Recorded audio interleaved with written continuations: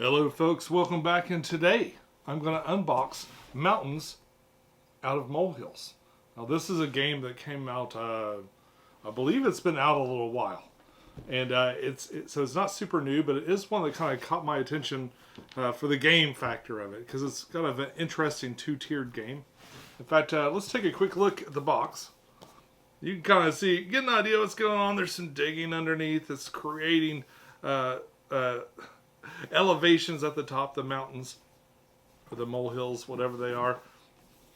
And if you look at the back, you can kind of see how this is going to go. We've got an upper layer that will be building up. So as you move around down below, you're going to be pushing up the dirt. And I don't know if there's like an area control effect. I haven't read all the way through the rules and stuff yet. I did kind of I watched an overview video while I anticipated the shipping of this. But let's take a quick look inside and kind of see what this game looks like. It looks like the bottom of the game box is going to be a component in this game.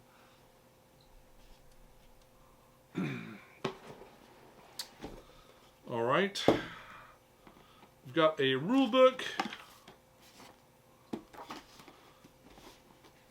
Take a quick look at this. It feels really thin. Kind of a regular size paper, so not too floppy. Lots of big details. It looks like it's real easy to read. Everything's laid out. This has a card playing aspect, so you're going to be laying cards down that determine where your mole moves around underneath. And everywhere he moves, he's going to push up dirt. And then there's some mechanism where he could topple the dirt, and the dirt will fall down, and then it will kind of fill in more spaces. So I believe it's sort of an area control kind of thing.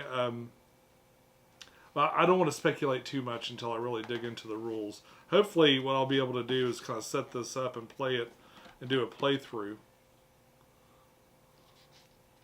It almost looks like the instructions continue all the way to the back page. I'm not sure. We got in-game scoring and stuff here, but it's like 7 pages here, and then we're on the back. All right. So right here we have another part. I believe this is going to be the bottom. And there's actually 2 different levels. So there's a much smaller piece for, I think, smaller games, like 2-player games and stuff. And then the upper player games, there's a little bit bigger area to move around on. And then I believe this is the top piece that will be kind of elevated up here. We have a score pad, which is nice. Oh. It's kind of interesting to see this stuff not on a board, so it's already punched out and stuff. We've got some little numbers in a bag here, along with this little piece. And we've got some more pieces. Now these are acrylic, which is interesting. And we've got a die here. I'm going to pull in a little bit closer so you can see these things. So here are the cardboard pieces. And this is probably the first game I've ever got that has this stuff punched out already. I think that's kind of odd.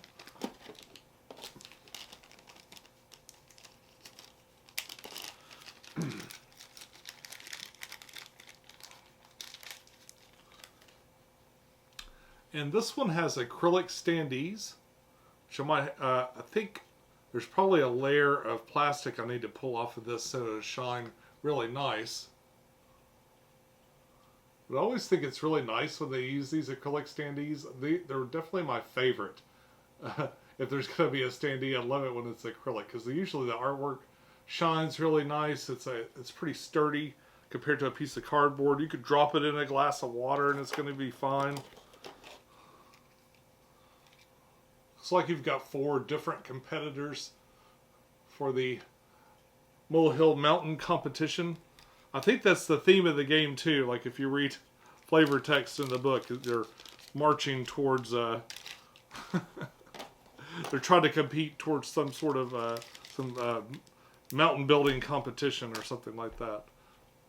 It also had this little die in there. Not a lot of components in that way, so you can just put that right there.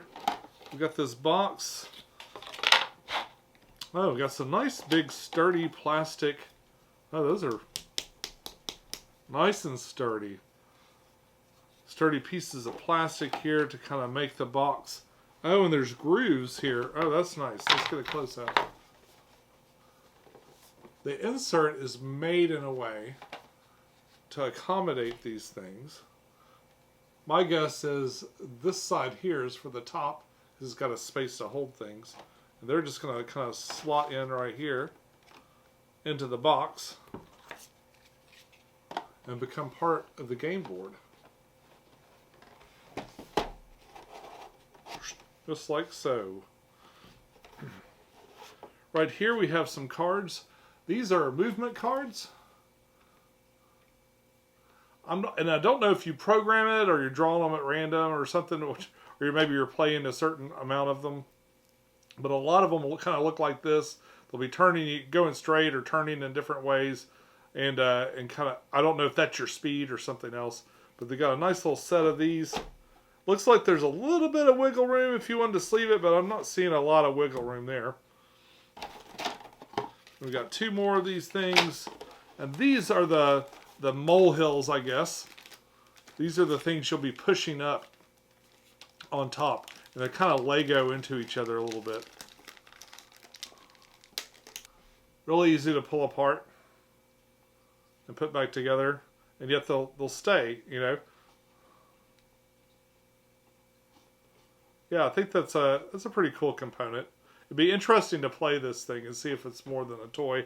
But I really like the concept of it. I like when they go that extra mile and make the concept something really fun. So I got all four sides in, and this part's going to go in.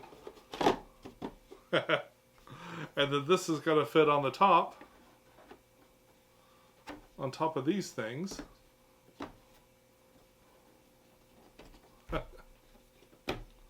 And I believe if you had your cards all sorted out, and these things kind of nicely arranged, I imagine this is going to be difficult to match this this tidiness at the end of every game, but maybe it will be.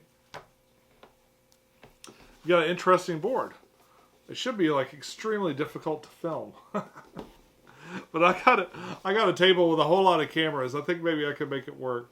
It's kind of interesting. So you'll make a move down here, and then the reaction will be these hills building up on top. So these hills will kind of gradually kind of go up wherever you move. You kind of push up the dirt underneath you. Then I guess you could go back over your spot, or maybe somebody else will go over your spot and push it up a little bit, and then they're under. And up it goes until it topples over. There's ways to knock it over and kind of spread the little components around. So seems like a fun little game. I love the components. The components seem really sturdy for this type of game, and I think it's going to be something that you can easily play. Kudos to them for such a great design with the insert. Kind of making this concept a reality, making this concept work. Probably my biggest critique is they could have maybe left, so there's some space to take this well down further, and I probably would have added another 1/4 inch or an inch to it to accommodate sleeved versions of these cards. Sometimes it's nice to have these things sleeved so little grubby fingers don't make a mess. That being said, this didn't seem like a game made for little kids specifically. I think that they would dig the kind of it looking different and unique from other kinds of game boards and stuff like that. But I don't think it made it sort of... I don't think the toy factor in this makes it so it's just a kid's game. Just a kid's game. Blah. I think this little piece of paper here is probably a nice way to keep... probably decent to keep, because you want to keep these things from scratching these things. I can imagine with some there could be some abrasion there. You could always throw your rule book in there in between, but when I can, I like to have that rule book right there on top. So I'm ready to go. So we got a short rule set, real interesting game. Mountains out of molehills. Folks, that's all we got for today. Until next time, enjoy your games, and I'll see you soon. Bye-bye.